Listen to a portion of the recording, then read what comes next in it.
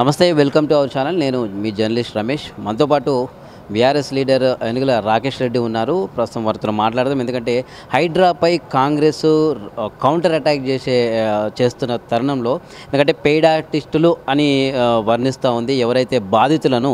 మరి దాని మీద రాకేష్ రెడ్డి గారు ఎలా స్పందిస్తారో చూద్దాం. చెప్పండి, ఓవైపు కాంగ్రెస్ పార్టీ చేస్తున్న ఏదైతే హైడ్రా కూల్చివేతలు ఉన్నాయో ఒక వ్యతిరేకత అయితే వచ్చింది జనాల్లో. అయితే ఈ వ్యతిరేకతను కవర్ చేసుకోవడానికా, మరి లేకపోతే నిజంగా ఆయన అన్నట్టు పెయిడ్ ఆర్టిస్టులు మీరేమంటారు దీని మీద?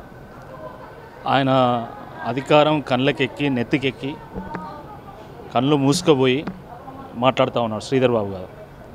మొన్ననేమో గాంధీ గారు ఆయన బీఆర్ఎస్ పార్టీ అంటాడు, ఈరోజు ఏమంటాడు, 5,000 రూపాయలు ఇస్తే బాధితులు మమ్మల్ని తిడుతున్నారు అంటారు.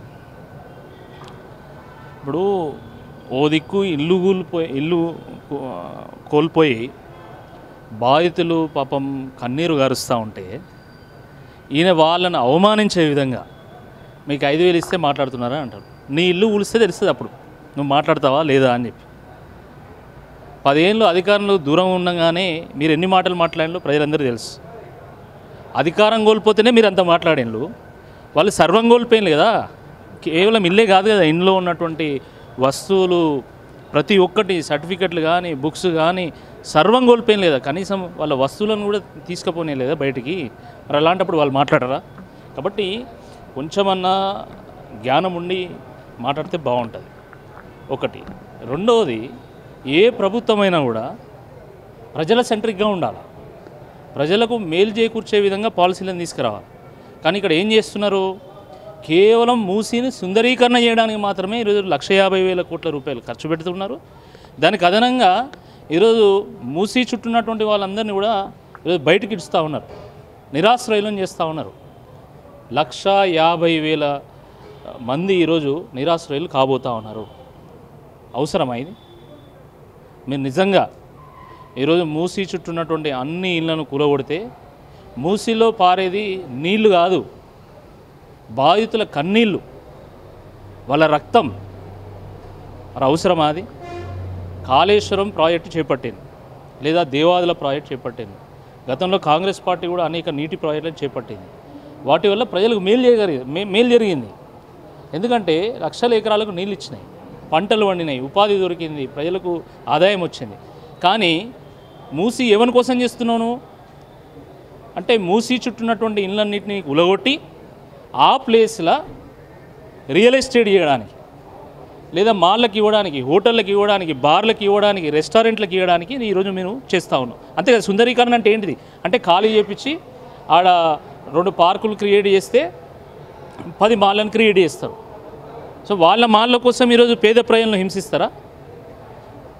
డెవలప్మెంట్కి వ్యతిరేకం కాదు, but development at the cost of the people డెఫినెట్గా దాన్ని వ్యతిరేకించాల్సింది. శ్రీధర్ బాబు ఇంకొక వ్యాఖ్య కూడా చేస్తున్నారు, ఎందుకంటే ఈ ప్రతిపాదన తీసుకొచ్చింది కూడా బీఆర్ఎస్ పార్టీయే, మరి అప్పుడేం చేసిర్రు అనే దానికి మీరేమంటారు?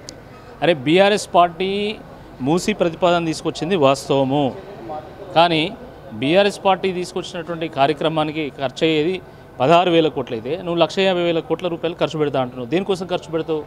అచ్చా, బీఆర్ఎస్ పార్టీ మూసీ ప్రక్షాళన చేయాలి, మూసీ ప్రాజెక్టు చుట్టూ దాన్ని కొంచెం బెటర్గా చేయాలన్నప్పుడు, అంటే ప్రజల్ని నిరాశ్రయులు చేయాలి, ఎకాఎకన అర్ధరాత్రి వచ్చి మేము ఇల్లు కూల్చేస్తామని ఎక్కడ చెప్పలేదే. ఎక్కడైనా స్టేట్మెంట్స్ ఇచ్చిందా? ఎక్కడ లేదు కదా, ఒక్క ఇల్లు కూడా కూలగొట్టలేదా. కానీ నువ్వు వచ్చి ఈరోజు పేద ప్రజల రక్తం తాగే విధంగా, అసలు వాళ్ళకి నిద్ర ఉండడం లేదు, కంటి మీద కునుకు లేనటువంటి రాత్రులు గడుపుతూ ఉన్నారు వాళ్ళు. అసలు చాలామంది వాళ్ళకి స్ట్రోక్స్ వస్తూ ఉన్నాయి, చాలా ఇబ్బందుల పాలవుతూ ఉన్నారు. కాబట్టి దీన్ని తక్షణమే మానుకోవాలా. ఈరోజు ప్రతిపక్ష పార్టీల నాయకులు పోతున్నారు, కేటీఆర్ గారు పోతున్నారు, హరీష్ రావు గారు పోతున్నారు, కొంతమంది ఇతర నాయకులు కూడా పోతున్నారు. మరి వాళ్ళు వెళ్ళి బాధితులతో మాట్లాడుతున్నప్పుడు మరి మీరు ఎందుకు వెళ్ళడం లేదు? మీరు చేసేది అంత మంచి పనేనే, మీరు చేసేది సుఖం పని అయినప్పుడు మరి మీరు వెళ్ళి మాట్లాడవచ్చు కదా. మీరు వెళ్ళట్లేదంటేనే మీకు తెలుసు మీరు చేసేది కరెక్ట్ కాదని. కాబట్టి development at the cost of the public is definitely not a development, it is destruction. ఆ డిస్ట్రక్షన్ ప్రజలు కోరుకోవడం లేదు. రైట్. ఇప్పటివరకు అయితే హైదరాబాదులకు అండగా ఉంటున్నామని బీఆర్ఎస్ నేతలు చెప్పారు. అలాగే ఒక జనతా గ్యారేజ్ అనే పేరు కూడా బయట వచ్చేసింది. ఎందుకంటే చాలామందికి చూస్తున్నాం. అయితే ముందు ముందు ఇప్పటికే వానాకాలం పూర్తిగా అయిపోయింది. ఏదైతే పంటల కాలంకి వానాకాలం సీజన్ కూడా అయిపోయింది. ఇప్పటివరకు రైతు భరోసా ఊసలేదు. దీని మీద ముందు ముందు బీఆర్ఎస్ ఏ విధంగా పోరాడబోతుంది? వాళ్ళ ప్రభుత్వం మీద వాళ్ళకి భరోసా లేదు. అందుకనే దగ్గుతే ఢిల్లీ, తుమ్ముతే ఢిల్లీ, ఉచ్చబోయడానికి కూడా ఢిల్లీ పోతాను వాళ్ళు. ఇక అలాంటి వాళ్ళు ప్రజలకు భరోసా కల్పించేటువంటి, రైతులకు భరోసా కల్పించేటువంటి రైతు భరోసా ఎక్కడ అమలు చేస్తారు వాళ్ళు? కేవలము ఆ రోజు ఎన్నికల కోసం రైతులను ఎన్నికల సామాగ్రిలాగా వాడుకున్నారు. మేము రైతు బంధు ఇస్తాం, మేము అది చేస్తాం, ఇది చేస్తామని చెప్పేసి వాడుకున్నారు. ఎన్నికలు అయిపోయినాయి కాబట్టి ఇప్పుడు ఒక సగం మందికి రుణమాఫీ చేసేసి అయిపోయింది, మేము మొత్తం చేసేసినాం, ఇంకేదో చేసేసి మేము మొత్తం రాష్ట్రాన్ని ఉద్ధరించినాం అని చెప్పి మాట్లాడడం తప్ప నిజంగా రైతుల కోసం పనిచేసేటువంటి ప్రభుత్వం కాదు ఇది. ఇప్పుడు ఏమంటాను, 500 రూపాయలు మేము బోనస్ ఇస్తాం సన్నవాళ్ళకి. నువ్వేంద్ర బాబు బోనస్ ఇచ్చేది? నాకు అర్థం కాదు. 2200 చిల్లర ఈరోజు ఎంఎస్పి ఉంది, మినిమం సపోర్ట్ ప్రైస్ మద్దతు ధర ఉంది. కానీ సన్నవోట్లు ఈరోజు 2800కు 3000కు అమ్ముడు పోతానే మార్కెట్లో. నువ్వేది 500 ఇచ్చేది బోనస్? నువ్వు 500 బోనస్ ఇస్తే 2200 ప్లస్ 500 అంటే 2700 లేదా 2800. కానీ బయట 3000కు అమ్ముడు పోతా అంటే నువ్వు ఇచ్చే బోనస్ ఎవరికి కావాలా? కాబట్టి వాళ్ళకి తెలుసు మార్కెట్లో ఈ ధర ఉంది కాబట్టి వట్టి ఓ ప్రకటన చేస్తే అయిపోతుంది అని. కాబట్టి ఇది ఒక నక్కజిత్తుల ప్రభుత్వం. ఇది ప్రజాపాలన కానే కాదు, ఒక పైశాచిక పాలన, ఒక ప్రతీకార పాలన ఈరోజు రాష్ట్రంలో నడుస్తున్నది. కాబట్టి ప్రజలందరూ కూడా తప్పకుండా ప్రజలే తిరగబడేటువంటి రోజు వస్తుంది.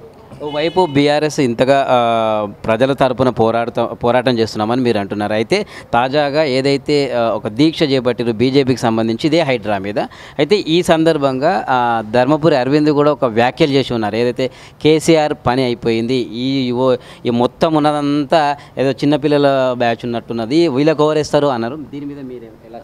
ఇప్పుడు ప్రజలు ఎంతో నమ్మకంతో పార్లమెంట్ ఎన్నికల్లో బీజేపీకి 8 స్థానాలు కట్టబెట్టారు.